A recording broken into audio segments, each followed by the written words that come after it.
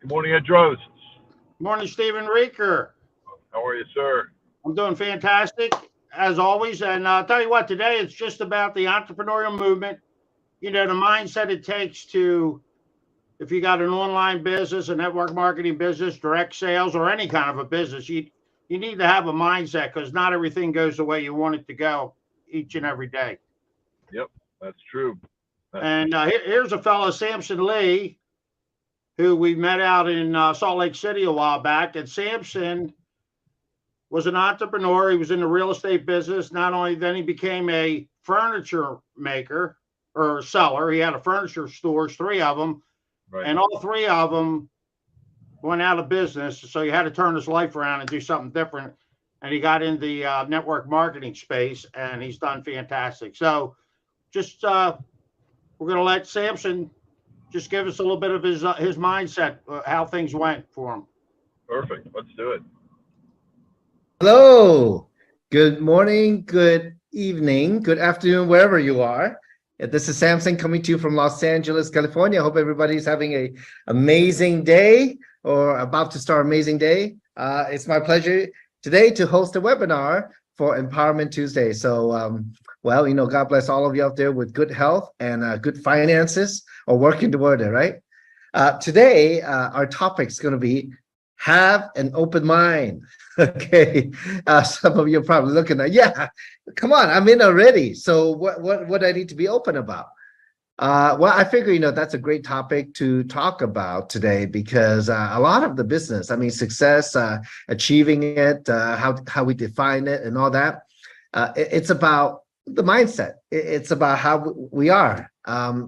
It was fantastic on the tour for North America, and Kim's over there in Asia right now already. And one thing that I took away from the trip over and over again, and of course I'm lucky to be working with Kim next to her traveling, and a few of the other people also, her say over and over again, three means to her: physical wellness, financial wellness, and spiritual wellness. And I thought about the last one, spiritual wellness. That's a lot of mindset stuff because look, it's just like Nelson Mandela. No matter what, even when he was in jail, he was free because his mind was free, his spirit was free. And it comes to mind that, what? All we do, how we do it, what we do, it's all based on our mindset. So today we're going to talk about that, having an open mind. And I say that just from my own experience, having gone through the ups and downs in life, that it's very important what we think and what we say. Somebody said that the most powerful words in the English language are two words: I am. So if you think about that, by saying I am, you are saying who you are, you're defining yourself. And it's very important to think about that, to be conscious about that, to be aware of that, to apply that appropriately, because in a way, it's like a self. So that's why, in our business, from a very practical standpoint, when people come to start the business, we want to sit down with them and talk about what their goals and dreams are. You get what you think. All right. If you can't think it, you won't get it. If that's what you want, it's like it's like when you go shopping and for a car, and you bought a car, you took your time, you find the right make of the car, you find the right color of the car, the right trim of the car, and so you put some money down and you bought it, and then later, 5 minutes out the driveway from the car dealer, you're looking at, oh, hey, there's another car just like mine. Oh, I didn't see that before. All of a sudden, you're noticing cars that are exactly like yours over and over again. How many of you have noticed that before? That only shows what? You know what it shows? It only shows that we see what we focus on, right? Does that make sense? So, look, I'm a very left-brain person in a way. But at the same time, in business, especially people business, you need to be creative sometimes too.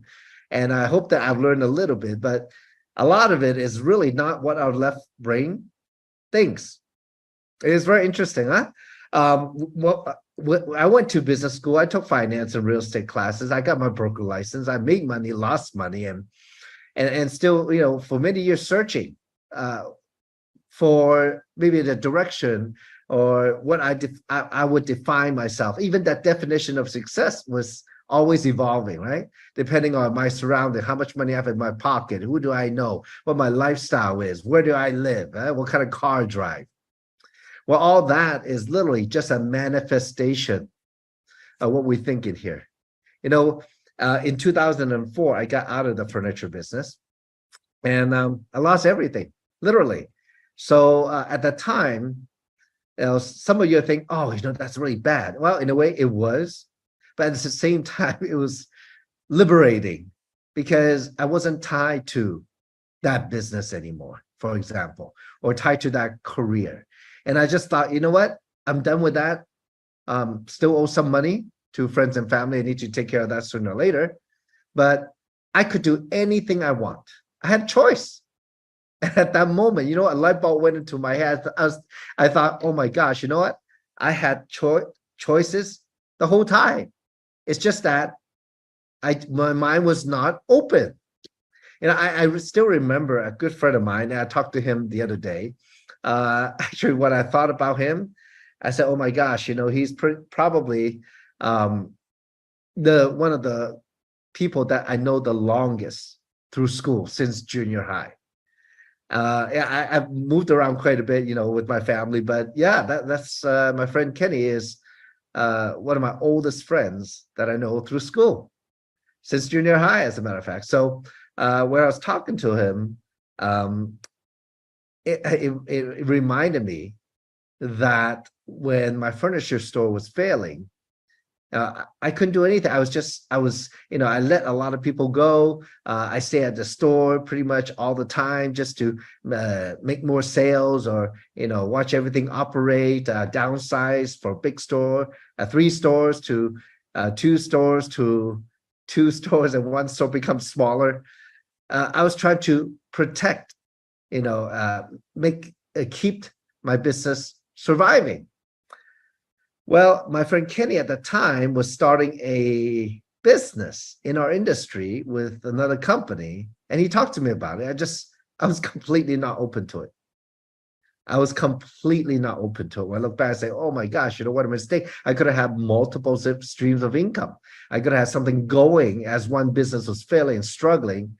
I'm trying to find a way out. At the same time, I could have started another stream of income. So sometimes, and all the time actually, when we don't have an open mind, we miss a lot.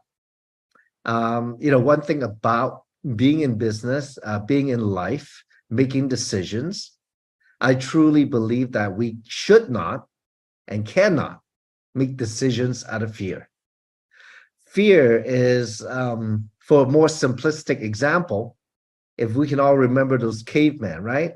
Back then, maybe in North America, maybe they have the family or the tribe, the clan living together.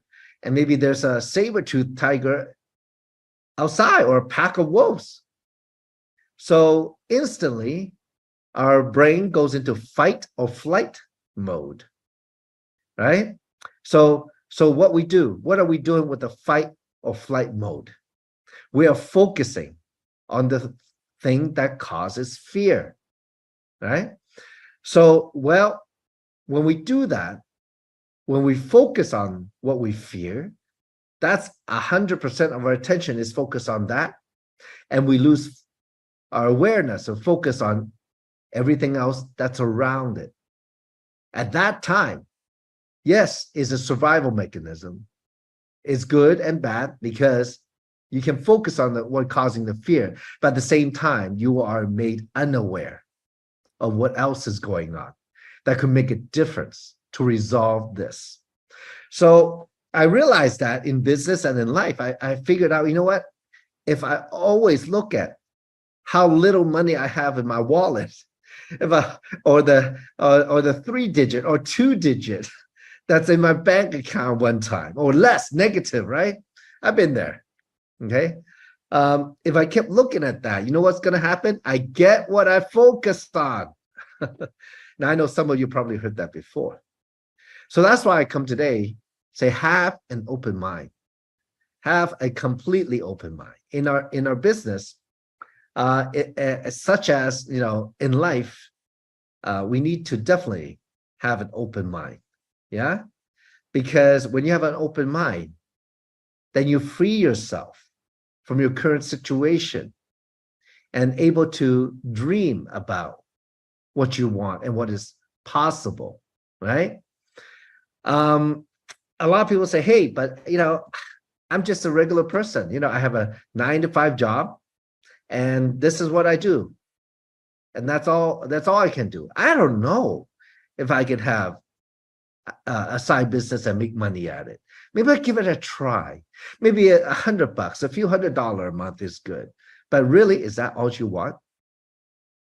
So if you have an open mind, and work with some of the leaders who are making the money, they will show you what's possible, the lifestyle they're living. When I look back, compared to where I was in my furniture business, open the store, I got to get there at 9:30 in the morning, open at 10. We close about 7 or 8 o'clock, depending on the season. And then I get home about 8:30, 9 o'clock, then have dinner, and then next morning do it all over again.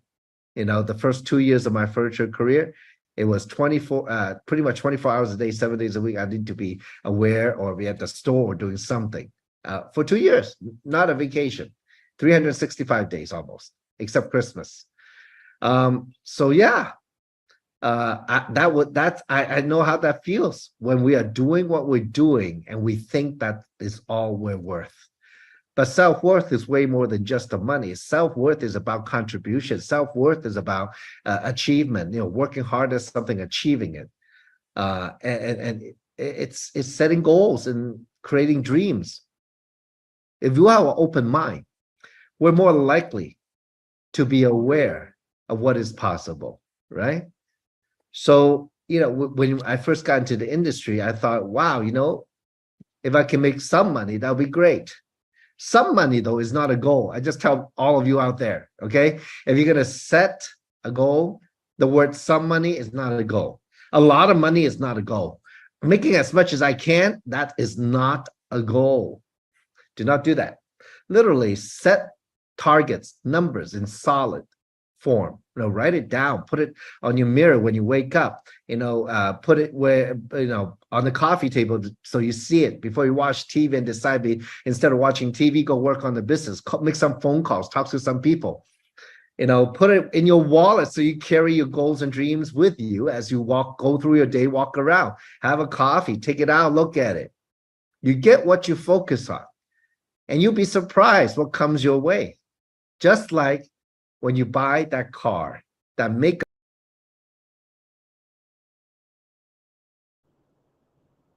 Hey, Ed. Hey, buddy, unmuting. I'm going to stop it there, and we could transition to another one tomorrow. But yeah, as you can see, not everything goes your way. Changing your mindset, have some goals, focus on where you're going. And some great tips from Samson. Yep. No doubt. He reminded us that we're not in control of a lot of aspects of our life. Things happen. The economy happens. That's what happened with him and his furniture stores. What happened? Technology changed my family's printing business after 83 years. So there's a whole bunch of things in life that are not within our control. But at the end of the day, we got to be open-minded. We got to be able to think outside of the box and get into different things. I mean, I never thought I'd get into the automotive industry, and that's proven to be an interesting, for the most part, fun direction on top of building a side business and making sure that I've got a backup plan. So that's all good. And the last thing I'll agree with Samson on is one of my mentors in my previous company, David T.S. Wood, had a similar comment, which is what we focus on, we find. So if we're focusing on negative things, we're going to stay stuck in negative things. If we have written goals like Sam was talking about, we focus on those, then we're going to find those. So yeah, it's all good stuff. And great to have a chance to be in front of folks and share some info with them today. And hopefully people heard something good and we can share more about what we're up to on the Entrepreneurial Movement on temovement.com and learn a little bit more about 3 as it's proven to be a great vehicle for a lot of people, including Samson and us. So, yeah, with that, thanks for joining us, guys. We'll see you on the next one. Yeah, you have a great day there. Okay, Ed. Hey, see you, Steven. Thank you, buddy. Got it. Bye now.